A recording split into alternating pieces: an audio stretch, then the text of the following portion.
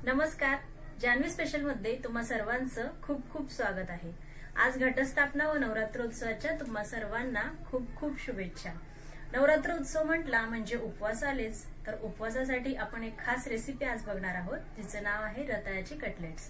खूप मस्त रेसिपी आहे। यात रताळ्याचा गोडवा, आंबट चव आणि तिखट सुद्धा चव असणार आहे। खूप चविष्ट असा हा पदार्थ आहे, तुम्हाला नक्कीच आवडेल। चला तर मग रेसिपीला सुरुवात करूया।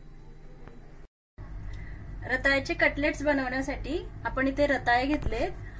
हे उकडून घ्यायचे आहेत, पूर्ण उकडायचे नाहीये, थोडे कच्चेसर असे ठेवायचे आहेत। वरईचे तांदूळ किंवा भगर ज्याला आपण म्हणतो, भगर आणि साबुदाणा समप्रमाणात घेऊन मी मिक्सरला बारीक पीठ करून घेतलंय। तेल घेतलंय, दही, जिरं, मीठ आणि हिरवी मिरची बारीक कापून घेतली। पहिले आपण आता ही रताळे किसून घेणार आहोत बारीक।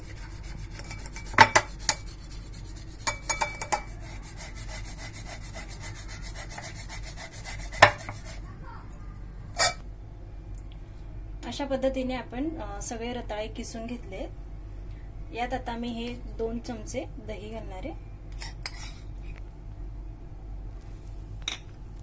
चवीनुसार मीठ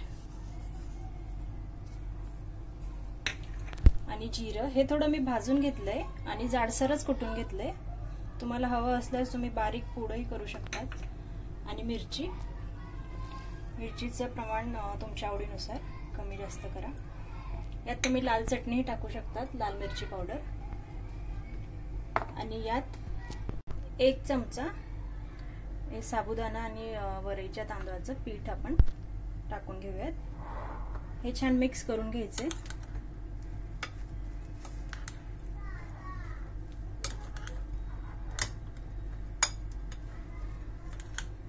हे मिक्स करून बघायचं, पीठ लागत असल्यास। कटलेट्सला आपण ज्या पद्धतीने डो तयार करतो त्या पद्धतीने डो बनवून घेतोय। हाताने छान यात आपण 1-2 चमचे पाणी टाकून घेऊयात बाइंडिंग साठी। आणि हे छान मिक्स करून त्याचे आपण कटलेट्स बनवून घेऊयात।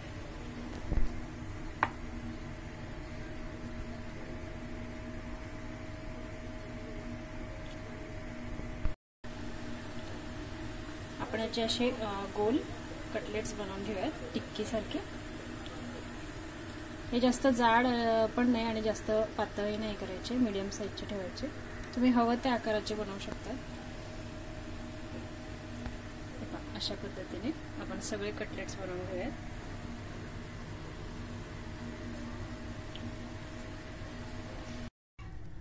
अशा पद्धतीने आपण हे रताळ्याचे कटलेट्स तयार करून घेतले आहेत। आता हे आपण शॅलो फ्राय करून घेणार आहोत। त्यासाठी गॅसवर मी पॅन ठेवलाय गरम व्हायला।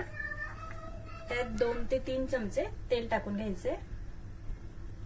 हे आपण शॅलो फ्रायच करणार आहोत, कारण डीप फ्राय केलं तर ते साबुदाण्याचं पीठ पण त्यात असल्यामुळे तेलकट होऊ शकतात।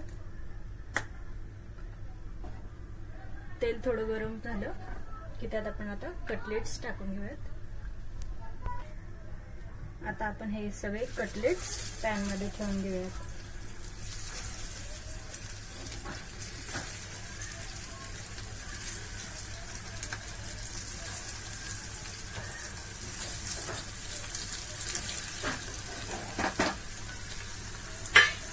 मीडियम हीटवरच आपण हे फ्राय करून घेणार आहोत।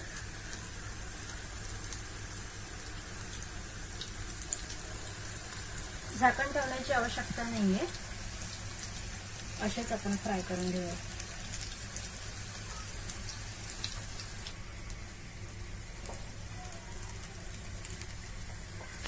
आता हे खालची बाजू चांगली फ्राय करून झाली, आपण हे पलटी करून घेऊया। 1.5 ते 2 मिनिटं लागतात एका बाजूने असे फ्राय करून घ्यायला। अशा पद्धतीने आपण कटलेट्स दोघं बाजूने मस्त फ्राय करून घेतले आहेत। साधारणतः 6-7 मिनिटं लागतात। हे बघा, खालच्या साईडने पण छान फ्राय झालेले आहेत। 6-7 मिनिटं लागतात पूर्ण कटलेट्स फ्राय करून घेण्यासाठी। हे तुम्ही खोबऱ्याची ओली चटणी, शेंगदाण्याची चटणी यासोबत खाऊ शकता। आता हे कटलेट्स रेडी झाले आहेत, आपण हे काढून घेऊया।